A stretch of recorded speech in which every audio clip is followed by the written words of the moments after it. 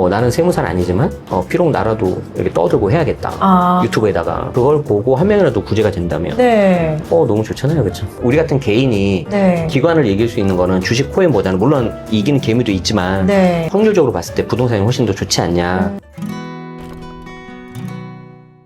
대표님, 지금 양도세 중과가 유예가 됐는데 내년 5월 10일에는 네. 이제 이게 재개될 거다라는 네. 예상들을 많이 하거든요. 그러면 다주택자분들은 증여를 해야 될까요? 매매를 해야 될까요? 우리 아까 말씀드렸던 것처럼 가급적 좋은 거는 증여, 조금 이제 투자 가치가 낮은 거는 매각 정도로 좀 생각을 했었잖아요. 그리고 특히 뭘 봐야 되냐면은 현재 조정 대상 지역 강남, 성구, 용산 있잖아요. 네. 그 옆에 있는 마포, 강동, 동작, 성동, 여의도 요 정도는 추가로 지정될 가능성이 높단 말이에요. 조정 대상 지역이.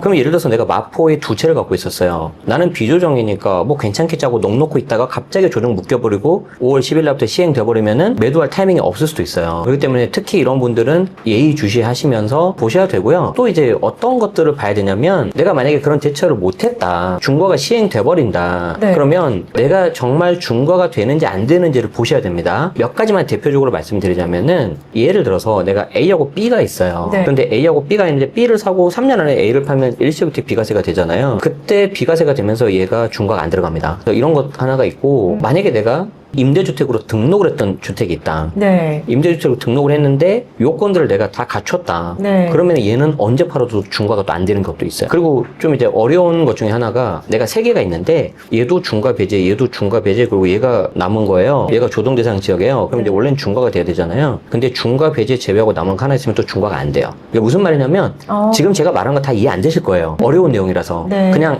뭔가 방법이 있다. 네. 그래서 팔기 전에 꼭 세무사님하고 상담하십시오. 의외로 매도할 때 순서만 잘 지키고 전략 잘 세우면은 중과 다 피할 수도 있어요. 서울 전체가 만약에 토지거래허가 구역으로 지정되고 네. 여러 가지 세금이 좀 상향 조정되면 네. 집값이 잡힐 거라고 예상하시나요? 이미 문재인 정부에서 우리가 그 결과를 봤었고 그런 말이 있잖아요. 투자 시장에 단기적으로는 정책에 맞설 필요 없고 정책에 순응해야 되지만 장기적으로 봤을 때는 결국 수급으로 가는 거잖아요. 물론 이번에 97 공급 대책에서 이제 135만 호를 향후 5년 내에 착공을 한다고 했어요. 사실 그 숫자는 어마어마한 숫자인데 문제는 그게 착공이라는 거죠. 네. 그럼 이제 그게 착공을 하면 실제 공급이 되는 거는 뭐 빠르면 29년 아니면 30년, 4에서 5년 정도 이제 지나야 될 거예요. 네. 그게 정말 계획대로 잘 되면 분명히 가격에 영향을 준다고 저는 생각합니다. 그게 적은 건 아니기 때문에 네. 다만 이제 두 가지가 있죠. 첫 번째, 좀 정부 관계자분한테는 죄송하지만 저게 제대로 잘 진행이 될 거냐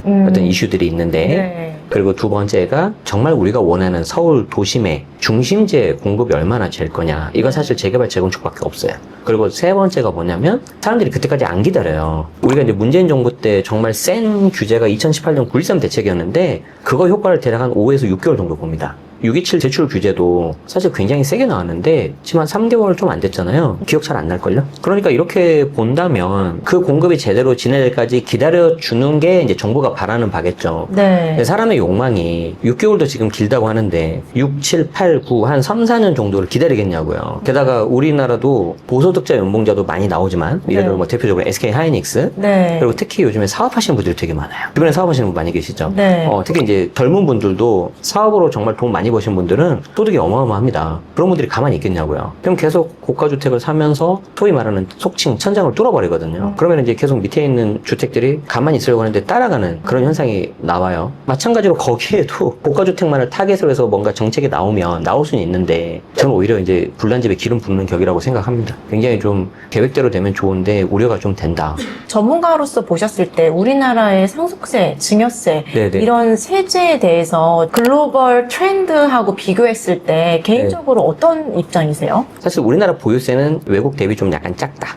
부담이 좀 적다. 그런데 이제 취득세하고 양도세 같은 경우에는 매우 높은 편이고, 그리고 이제 상속 증여 같은 경우에는 매우 지금 우리가 높은 편이죠. 뭐 미국 같은 경우에는 공제 금액만 해도 몇백 되고 막 그러는데, 그래서 좀 그런 부분은 좀 약간 좀 개편이 돼야 된다고 생각이 드는데, 네. 사실 거기에서 좀 많이 좀 차이가 벌어지는 것 같아요. 그리고 이제 우리가 이제 외국하고 물론 똑같을 수는 없는데, 한 가지 좀 정말 강조드리고 싶은 거는 우리가 공제 금액이라고 있잖아요. 흔히 아는 뭐 증여를 한다 그러면 미성년자 2천만 원, 성년자면 5천만 원, 뭐 부부간 6억 하는데 이게 벌써 20 몇 년간 바뀌지가 않아요. 그렇죠. 그러니까 이런 것들은 최소한 좀 해야 되지 않냐. 네. 우리가 꼭 OECD 똑같이 맞출 필요는 없지만. 그래서 이제 그에 대한 반발로 어떤 이민이라든지 투자 이민 이런 것도 생각하신 것 같아요. 물론 이제 대표님이 더 전문 영역인데 2019년도 그러니까 한창 그때 문재인 정부 규제가 심했을 때였잖아요. 그때 이민에 대해서 물어보는 분들이 한두 분 계시긴 계셨어요. 근데 저는 이제 좀 약간 깜짝 놀라고 아니 왜 그렇게까지 생각하시나요? 라고 했었는데 지금 25년도 6년 정도 지났잖아요.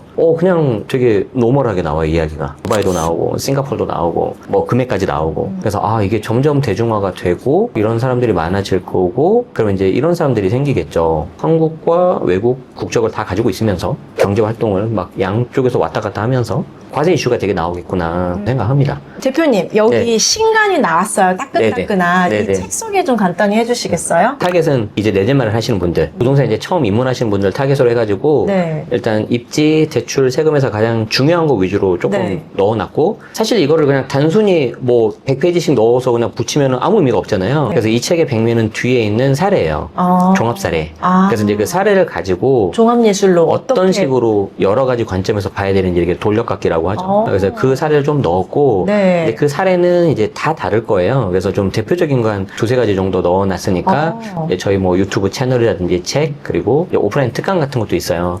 그래서 이제 그런 거 많이 이용해 주시면 고맙겠습니다. 그러면 그런 특강 같은 정보는 어디에서 얻을 수 있는 거예요? 저희가 이제 검색창에서 뭐 입대세라고 검색을 하면 이제 저희 사이트가 나오고 네. 아니면 유튜브 채널이 나올 거예요. 사이트 이름이 입대세예요? 네네네. 네, 그래서 입지, 대출, 세금. 세금의 입대세. 네, 그거 한번 검색하시면 저희 사이트하고 유튜브 나올 테니까 게시물이라든지 공지글 하는 거 보셔서 이제 저희와 함께 하시면 좋겠습니다. 대표님이 생각하시는 부동산 투자의 본질이 뭐라고 생각하세요? 뭐 어떻게 하면 되게 어려운 질문이고 어떻게 하면 되게 간단할 수도 있는 질문인데 네.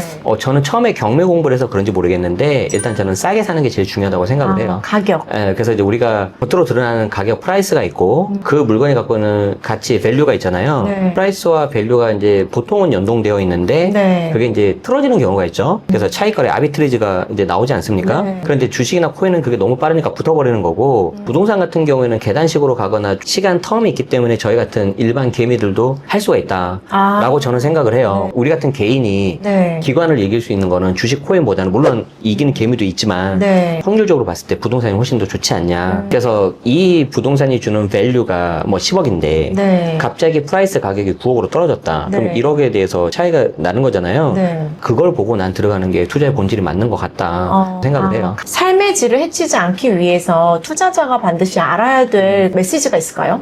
투자를 왜 하는지 그걸 안 잊으셨으면 좋겠어요. 우리가 맞아요. 이제 투자를 하다 보면 정말 힘들 때도 있고 마인드 컨트롤 해야 되고 상대방 하다 보면 협상도 해야 되고 뭐 별별 희한한 일이 많이 생기는데 내가 왜 이 고생을 하고 있냐 네. 이걸 생각했으면 좋겠는데 일단은 본인의 건강 그리고 두 번째가 이제 가족의 행복이겠죠. 왜 그러냐면 일단 내가 건강하고 내가 잘 돼야 가족들한테 내가 서포트를 또 할 수가 있단 말이에요. 그래서 이제 저 같은 경우는 회사를 19년 5월 달에 그만둘 때 제 꿈 중에 하나가 뭐였냐면 우리 애가 초등학교 입학을 할 때 지금 초등학교 5학년인데 1학년 때 내가 얘를 등원시키겠다.